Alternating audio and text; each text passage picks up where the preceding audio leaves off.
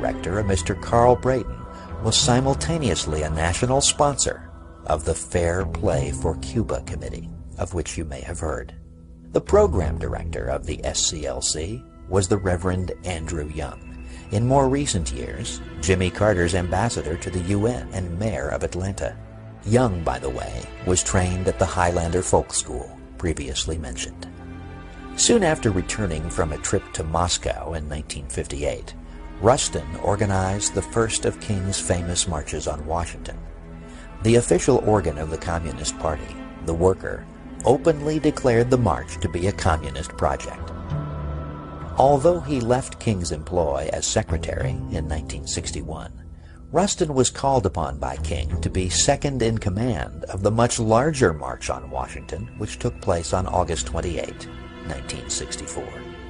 Bayard Rustin's replacement in 1961 as secretary and advisor to King was Jack Odell, also known as Hunter Pitts Odell. According to official records, in 1962, Jack Odell was a member of the National Committee of the Communist Party USA. He had been listed as a Communist Party member as early as 1956. Odell was also given the job of acting executive director for SCLC activities for the entire Southeast, according to the St. Louis Globe-Democrat of October 26, 1962. At that time, there were still some patriots in the press corps, and word of Odell's party membership became known. What did King do? Shortly after the negative news reports, King fired Odell with much fanfare. And he then, without the fanfare, immediately hired him again as director of the New York office of the SCLC, as confirmed by the Richmond News Leader of September 27, 1963. Also in 1963, a black man from Monroe, North Carolina, named Robert Williams, made a trip to Beijing, China.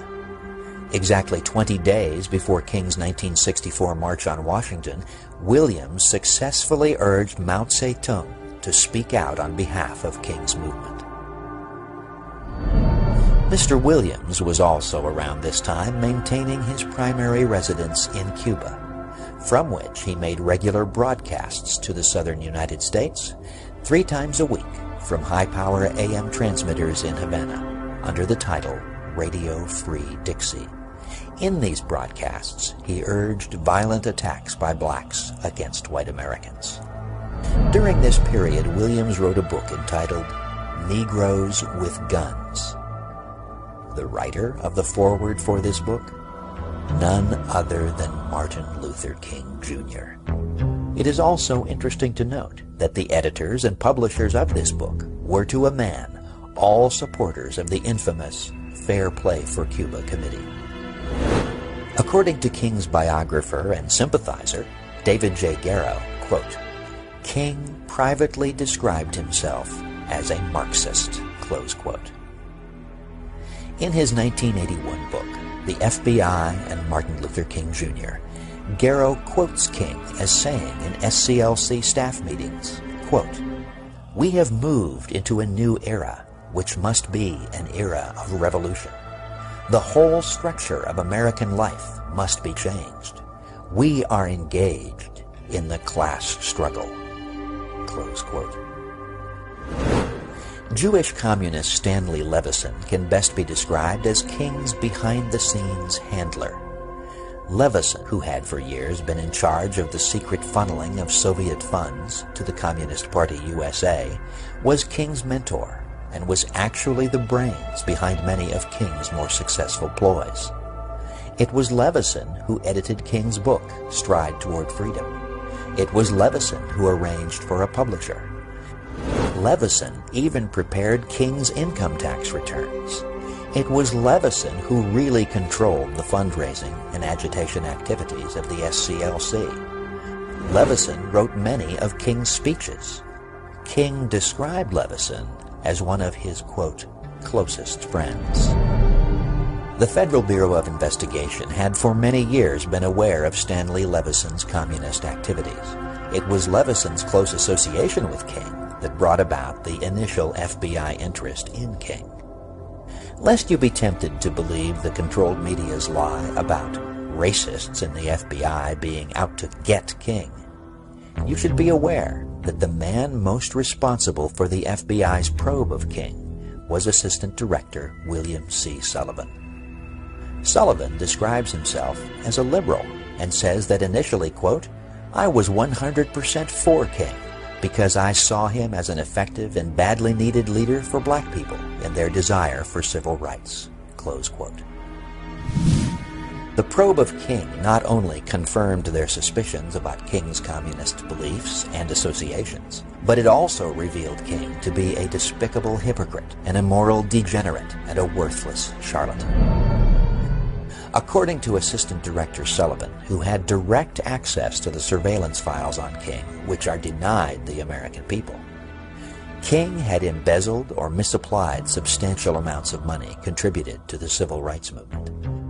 King used SCLC funds to pay for liquor and numerous prostitutes, both black and white, who were brought to his hotel rooms, often 2 at a time, for drunken sex parties, which sometimes lasted for several days. These types of activities were the norm for King's speaking and organizing tours. In fact, an outfit called the National Civil Rights Museum in Memphis, Tennessee, which is putting on display the 2 bedrooms from the Lorraine Motel where King stayed the night before he was shot, has declined to depict in any way the occupants of those rooms. That, according to exhibit designer Gerard Eisterhold, would be, quote, "close to blasphemy." The reason? Dr. Martin Luther King Jr. spent his last night on Earth having sexual intercourse with 2 women at the motel and physically beating and abusing a 3rd. Sullivan also stated that King had alienated the affections of numerous married women.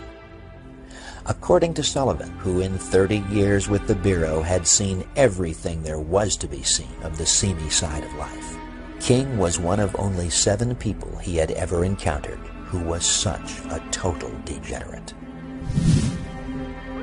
Noting the violence that almost invariably attended King's supposedly non-violent marches, Sullivan's probe revealed a very different King from the carefully crafted public image.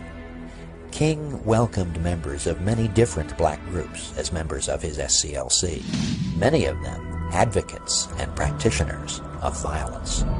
King's only admonition on the subject was that they should embrace, quote, "tactical nonviolence," close quote.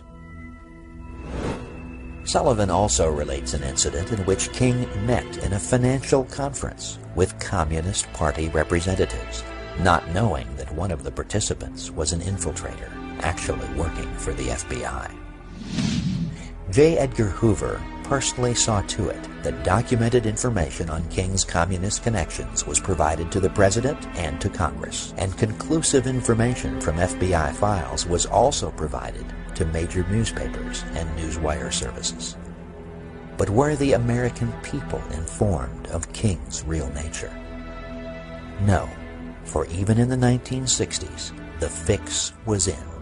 The controlled media and the bought politicians were bound and determined to push their racial mixing program on America. King was their man, and nothing was going to get in their way. With a few minor exceptions, these facts have been kept from the American people.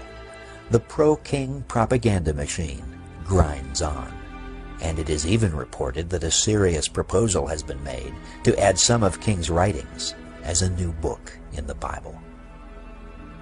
Ladies and gentlemen, the purpose of this radio program is far greater than to prove to you the immorality and subversion of this man called King. I want you to start to think for yourselves. I want you to consider this. What are the forces and motivation behind the controlled media's active promotion of King?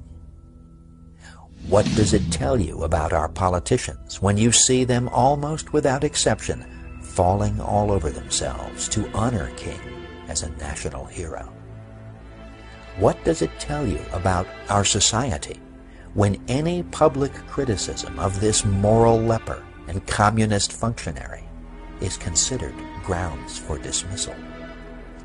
What does it tell you about the controlled media when you see how they have successfully suppressed the truth and held out a picture of King that can only be described as a colossal lie? You need to think, my fellow Americans.